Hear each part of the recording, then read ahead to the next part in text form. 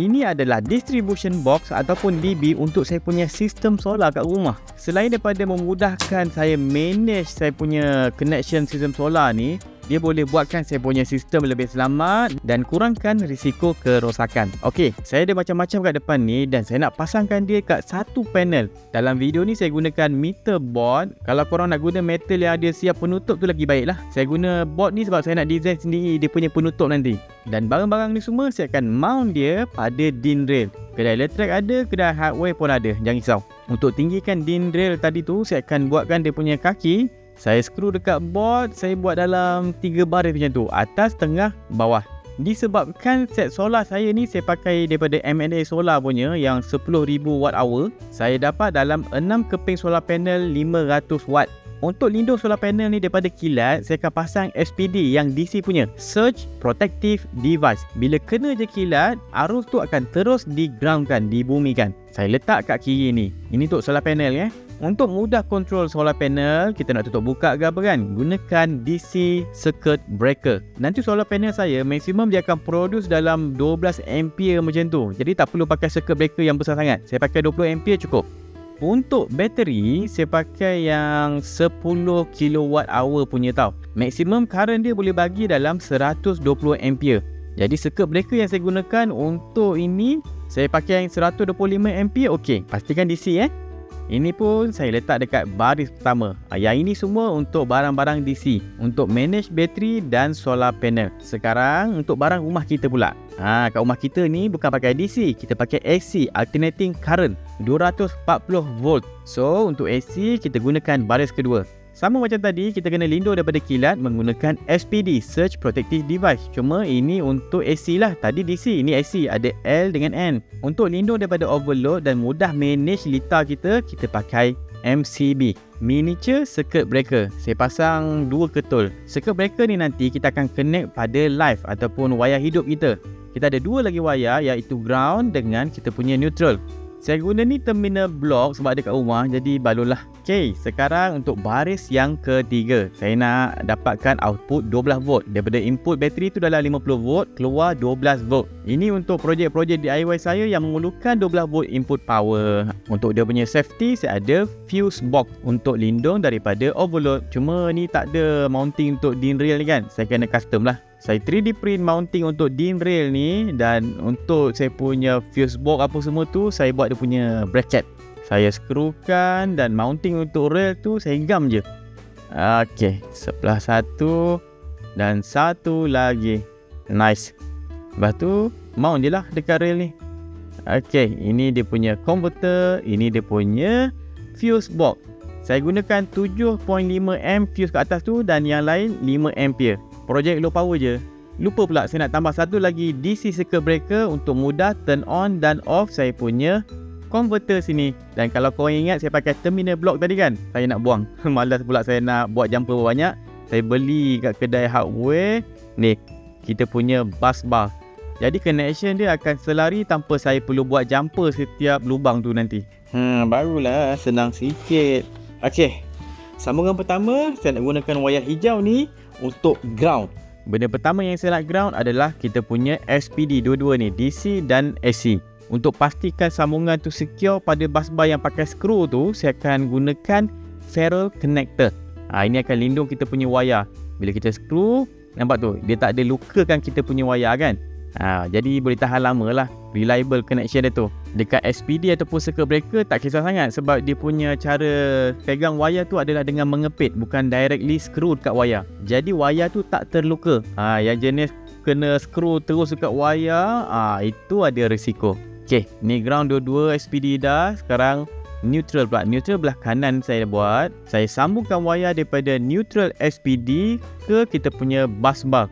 Wayar-wayar ni paling kecil saya gunakan 4mm saiz dia, supaya dia boleh handle dalam 3000 watt lebih, tak ada masalah. Untuk live sama daripada SPD dan kita parallelkan kepada kita punya MCB, Miniature Circuit Breaker tu. Ini AC. Untuk DC kita kena parallel juga antara SPD dengan kita punya circuit breaker. Ini untuk solar panel punya circuit breaker Nanti wayar ke kita punya inverter tu akan keluar kat bawah ni. Ni solar. Untuk bateri, output dia akan pergi ke inverter dan saya punya converter bawah ni. Inverter kejap lagi, saya settlekan bab converter dulu. Positif dan negatif. Pastikan polariti sentiasa betul. 50-60 volt akan masuk ke kita punya converter ni. Output positif akan pergi ke fuse. Untuk negatif, semuanya share satu negatif yang sama sahaja. Saya gunakan blade connector untuk mudah pasang.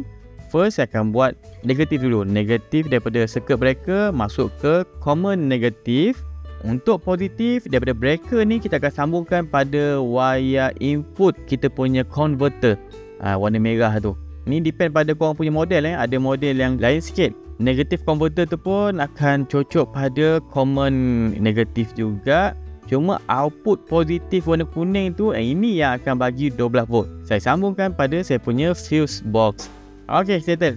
Untuk bagi cantik sikit kemas, saya design kejap dia punya kunci drill ni supaya saya boleh rapatkan macam tu, tanpa dia terbuka-buka terkangkang-kangkang kan. Sekarang saya boleh pasang dekat saya punya bengkel. Saya skrukan je dekat saya punya frame bengkel. Ok, sebelah tu saya punya inverter. Bawah ni saya letak dia punya bateri. Berat ni 10,000 watt hour, lebih kurang 50 kilo kot. Masalahnya wayar bateri ni pendek tau, tak sampai. Jadi saya kena tukar wayar bateri ni kepada wayar yang lebih panjang. Yang wayar dia bagi ni boleh handle lebih 100 ampere current. Disebabkan wayar saya yang baru ni nipis sikit, saya guna 16mm. Lebih kurang dalam 70 ampere lah kita boleh handle current. Kalau yang wayar tebal tadi, dia boleh handle power lebih 5,000 watt daripada bateri ni. Yang ini saya kena rendah sikit, dalam 3,500 watt maksimum. Boleh lah, sebab saya tak guna pun load tinggi macam tu. Alright, tutup, settle. Saya akan sambungkan bateri ni ke circuit breaker DC yang utama atas tu. Ini untuk bateri Okay, ketatkan. Untuk sambung ke inverter, saya guna je wayar tebal yang saya cabut tadi daripada bateri. Dia nampak pelik sikit lah, sebab input tu wayar nipis sikit, yang output wayar tebal. Tapi sebab ni je saya ada buat masa sekarang, balon. Sebab saya tak guna pun load tinggi sangat, tak ada masalah. Okay, positif negatif dah connect kat breaker tu. Ujung dia ni pula sumbat, cocok connect dekat kita punya inverter. Positif dan negatif. Pastikan dia punya polariti sama. Okay, untuk solar panel pula, daripada inverter tadi, solar panel kita akan cocok pada output circuit breaker solar panel kita ni. Input tu nanti pergi ke solar panel, ini keluar output. Ok, connect positif, negatif. Ok, sekarang boleh sambungkan dengan wayar solar panel pula yang sudah ada MC4 connector. Untuk output AC inverter ni, kita sambung wayar neutral dan juga wayar live. Ni saya guna kabel 4mm, confident sampai 6,000 watt boleh. Kita sambungkan je dekat SPD. Yang live dia sudah parallel dengan circuit breaker. Neutral dia sudah connect pada kita punya bus bar neutral. Alright, dekat bawah ni saya ada tanam ground rod. Saya gunakan wayar 6mm, sambungkan pada ground bus bar kita ni. Jangan lupa untuk groundkan juga kita punya body inverter ni. Semua yang ground kita connect je pada kita punya ground bus bar. Sekarang bilik studio saya ni gelap dah, tak ada elektrik. Saya akan tarik sambungan wayar pergi ke output MCB ni satu, ni untuk live Ini saya tarik daripada studio tau. Live kat situ, kita punya neutral pergi ke bus bar neutral dan ground kita akan connect pada bus bar ground. Settle. Ok, daripada solar panel ni saya akan tarik wayar dia, cucuk terus dekat kita punya solar input. Dah connect, hidupkan kita punya bateri. Bateri ni akan connect pada circuit breaker yang ini. Kita turn on. Jadi kita punya inverter ni dah dapat power tau. Situ. So kat tepi ni ada switch untuk inverter pula. Turn on. Tengok. Ok, voltage output 230 volt, cantik. Tapi input tak ada apa-apa lagi. Sebab solar panel tadi kita tak turn on lagi dia punya circuit breaker. Ini. Kita turn on saya tolak ke atas. Kita akan tengok. Dekat inverter tu akan dapat tenaga daripada solar. Nampak Nampak tak? Ok, dah dapat tenaga solar. Saya tengok bawah. Bawah lagi. Ok, ni voltage untuk solar panel. Nak tengok power. Power saya dapat 2.7 kW sekarang ni. Cantik. Output AC daripada inverter pergi ke SPD sini dan pergi ke kita punya circuit breaker. Satu ni saya dah sambung wayar ke studio saya. Saya boleh turn on.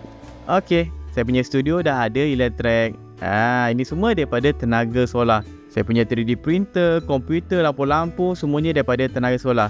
Ada dashboard kecil tepi sini, saya dah custom program untuk pantau saya punya sistem solar. Saya dapat semua sistem ni daripada M&A Solar. Saya akan letak diorang punya link dekat description. Alright, settle. Bila dah ada distribution box untuk saya punya sistem solar tu, senang nak manage.